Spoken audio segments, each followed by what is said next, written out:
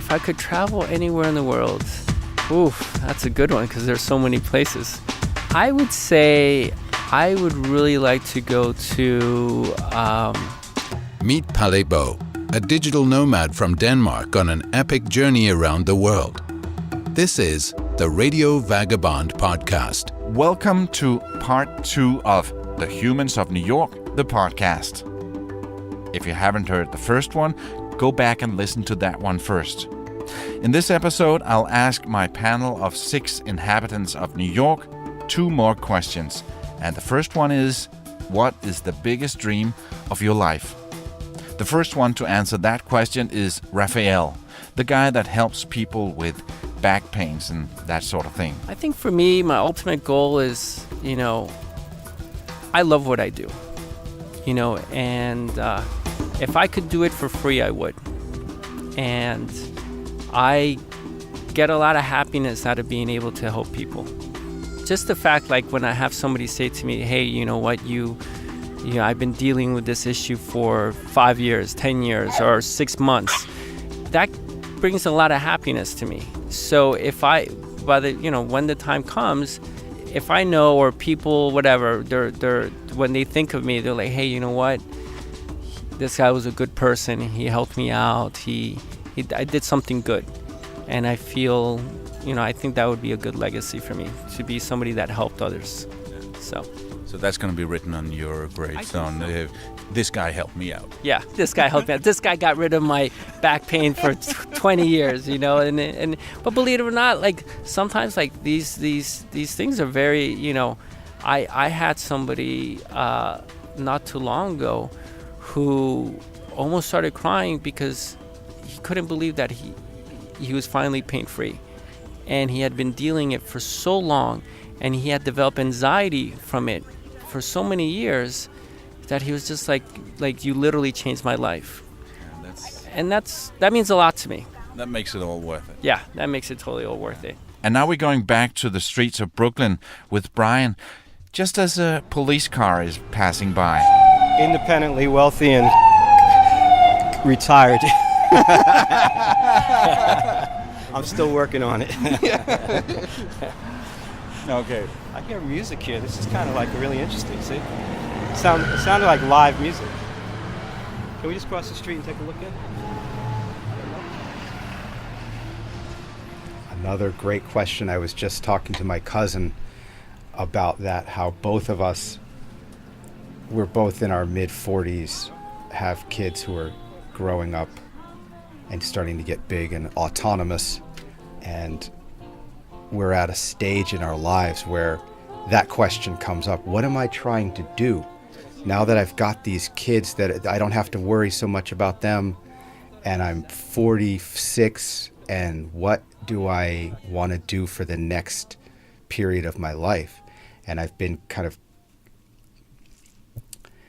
maybe a little bit less conscious about what I was doing on planet Earth in my 20s and 30s. You just kind of go to what society tells you to do. Hey, you're going to go to college, and then you're going to get a job, and you're going to follow, and then it's all going to work itself out, and nobody tells you what's the secret of this thing.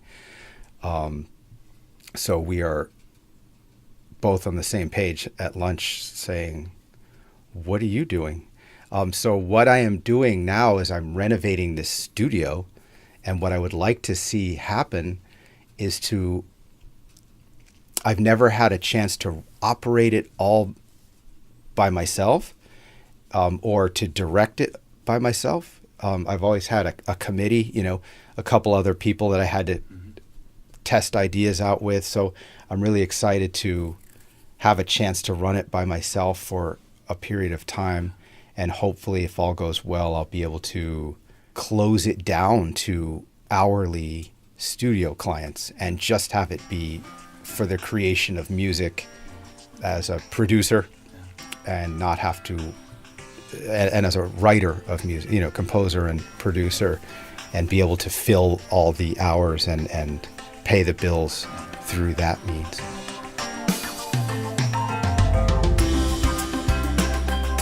I have 2 kids, so, my kids are the future, you know what I'm saying? So there's things that I done did, you know, in my life or my past that some people will never do in their whole life. You know what I'm saying? And I'm only 34. But from my experiences, I don't want them to go through the certain bad things that I went through that I had to learn lessons for. So basically, like, you know, my kids are the future, and I want them to be the next president or the next, you know, leaders, you know what I'm saying, of the world, not even of the state. You know what I mean? I want my last name to carry on for, you know, like as a dynasty. You know what I'm saying? Something, you know, something that meant something, you know? We left a real big footprint in New York City and all over the world. You know what I'm saying? Like Mahatma Gandhi, or like, you know, somebody of that type of status. You know what I mean? Like, incredible person. That's what I would like, you know? I hope to achieve success and abundance and prosperity by creating what I love to create, by, you know, doing what I love to do, which is my artwork, my sound and visuals.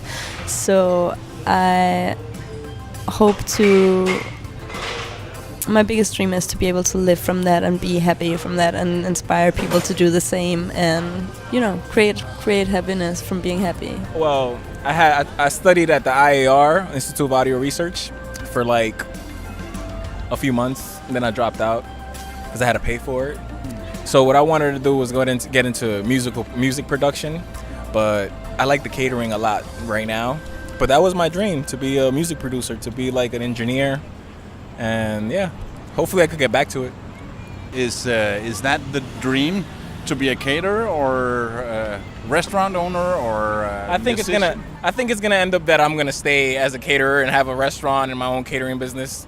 Cause a chain. Yeah, I've been there for a while. I've been doing it since like I was like 18. I'm 26 now, so I might just stick to that. I haven't gone to culinary school, but I don't think I'm gonna need to go to culinary school. With the experience, and then the chef I work with is cool, good references. Hopefully it kick off. And then I got a settlement that's coming, so maybe I could start the business with that. You know what I mean? A couple of parties, some plates, shavers, dishes, you know, and rent a kitchen and work from there. Hopefully. This episode is brought to you in part by hotels25.com. Whenever you need a hotel anywhere in the world, go to hotels25.com.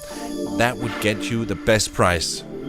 Hotels25.com searches a bunch of the biggest hotel sites in one simple search. Hotels25.com. It's best price guaranteed.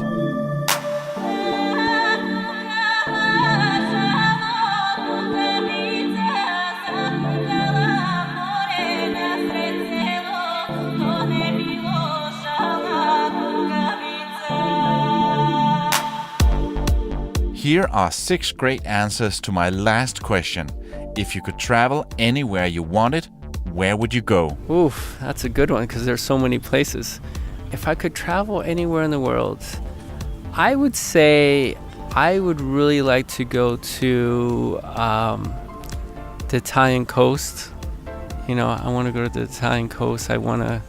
East or west? I'm not sure yet. I don't know to be honest with you, I don't know the difference. At least the pictures that I've seen, I don't know whether it's the east or the west coast. But I do know that I want to travel like that, you know, the whole coast of Italy. I think it's something that I really would like. Where would I go? Australia. Yep, the land of down under. Is that how it's said? The land from down under? Yeah, I'll go to Australia. It's a continent and a country, and it's like a mixture of desert and like it's Sahara, and I don't know what else. And tropical, I don't know, maybe. But I would like to go to Australia. I would love to live in Australia. I heard you could drink out public places and stuff like that. Maybe I would also change that you could drink in public here and not get a ticket or arrested. You can't do that? You can't do that. I know everybody does it. Everybody does it, but yeah. Wow. There's places that I really like. Like, I really like Paris. I really like Curacao. But I think I'd like to go to Japan again for a longer period of time, visit a few different cities, and also to China, which would be a long trip, you know. Yeah. But also, I mean, Southeast Asia, shit. Vietnam, I've always curious about. I'm trying to think. I haven't spent a lot of time in Italy. I was only really like in Florence and Milan. So I'd like to really do like an eating tour, eating and vino tour of Italy. You know, in the hills, outside of cities. Italy is the place to go. Yeah, and outside of the cities. Yeah, exactly. I want to travel around in South America. I've never done that before. I always traveled east from Denmark, sorry. so I always travel around Asia. I would really like to explore South America and also many other places, but that's probably the first one on the list. I think I would go to New Zealand. I mean, and this is going to seem obvious, but totally on the strength of the Lord of the Rings and The Hobbit. That I am told that these films were the setting is New Zealand, and it's just so amazingly beautiful. It looks like it must be CGI. Maybe some of it is, but the Shire. That's right. The Shire. Yeah. We gotta go to the Shire. Right. Exactly. It seems like just incredible natural beauty. Yeah. I think that's my thing in this world. I think human creations are astounding. Yeah. But I think for me it's about getting out of the condensed humanity all the time and getting to connect more with where we as a species came from. Yeah. The last one to answer that question is Bill. Remember him? He's the guy that would pass a law that would torture rapists and child molesters in public on 42nd Street. And again, his answer is a bit more extreme than the rest of the humans of New York. When I asked him where he wanted to go, he just said, Mars. Out of the world. Because that's something that would be a one-way ticket. Yeah. Well, believe it or not, the millionaires already got their flights on hold to go up there. So, you never know, man. You never know. Cool. That's where I would like to go, to Mars, man. You know? I think it might be a bit boring. Every other way. Yeah, but you know what? As long as I can float around and talk to the aliens, what they don't want us to see or talk to, then, maybe they might tell me something about the future that I might be able to use,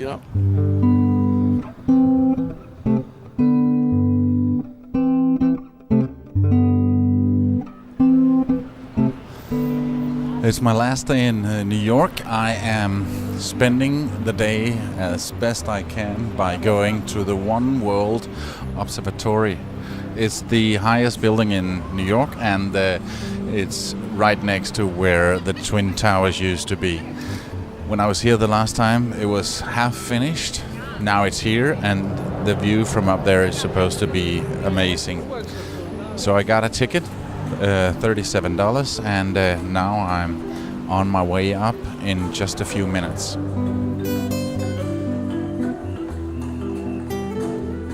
When you reach the top to the observatory deck of One World, you enter a room without windows. All the walls are made out of giant screens that show a computer-animated film of the history of New York, all in computer graphics, music and sound effects.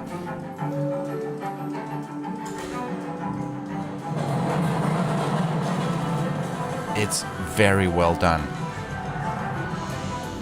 And the ending is spectacular. Spoiler alert.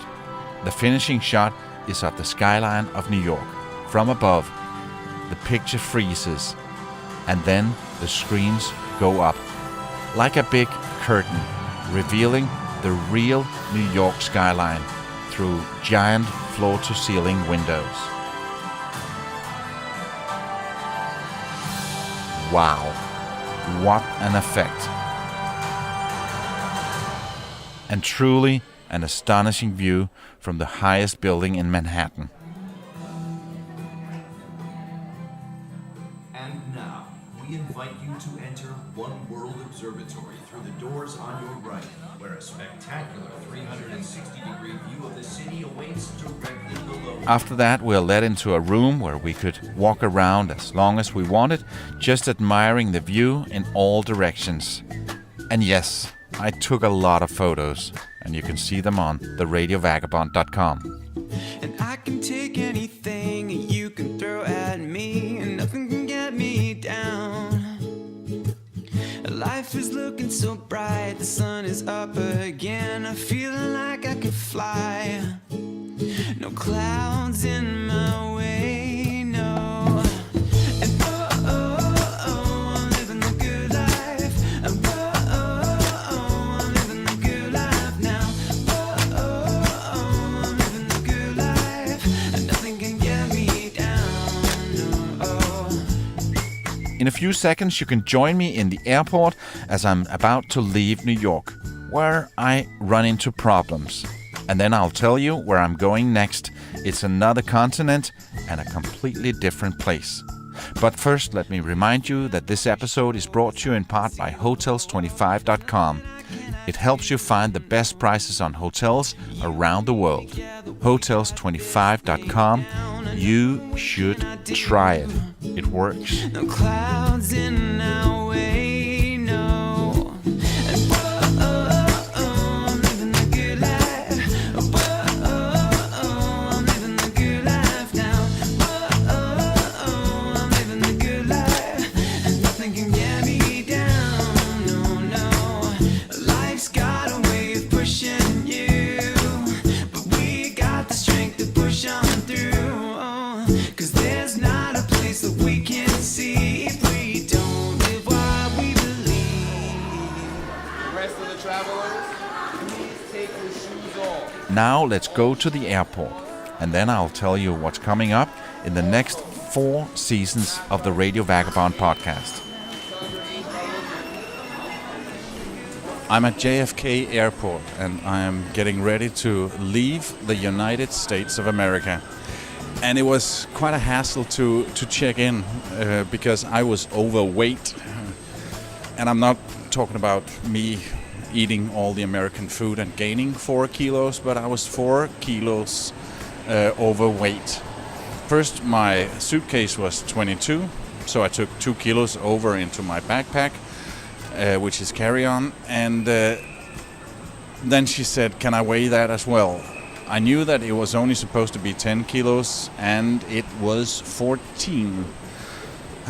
So I was left with a choice, either pay $60 for 4 kilos or find 4 kilos that I didn't really need. So there goes the t-shirt from jumping the Macau Tower bungee jump, and a few other t-shirts, and some random stuff, and I just closed my eyes and threw it away. And I managed to get my backpack down to 10.6. My pockets in my jacket are pretty full as well, and but she said, okay, that's 10 kilos to me. I'm leaving the US at 1 minute to midnight, and I'm landing tomorrow at 1:30 in Copenhagen, Denmark. And when I do, I've completed my first circle around the world. My first tour around the world since I left Denmark. It's only going to be a short visit. I'm going to see my family and my friends and a few clients, and I'm so looking forward to that. Before I leave you completely, I will mention that this concludes the 3rd season. I've never really called it seasons before, but I think I'll do that now. The first season was in the eastern part of Europe. The second season, we could say that was the Emirates and Asia. And the 3rd season was over here on this side of the Atlantic, starting in Canada, including Bahamas, Nicaragua, and my road trip of 22 US states. When you hear from me again, I'll be about to start my adventures in Africa. I'm going to Morocco, Western Sahara, Mauritania, Senegal, Gambia, Guinea-Bissau, Guinea, Ethiopia, Lesotho, Swaziland, Mozambique, and South Africa. That will be season number 4. After that, I'll give you the 5th season, where I'm going back to Europe for a nomad cruise in the Mediterranean and tick off the last 8 countries in the eastern part of Europe. And then I go back here to the US for another road trip. I'm going to New England and Texas. In this 6th season, I'll also go to Mexico and after that move up to Florida. And then for season number 7, I'm going back to Europe in order to take yet another nomad cruise from Barcelona to Brazil, and then spend some time in South America. I will keep sharing everything here in the Radio Vagabond podcast, as long as you promise to keep subscribing to it. My name's Palebo, and I gotta keep moving. See ya!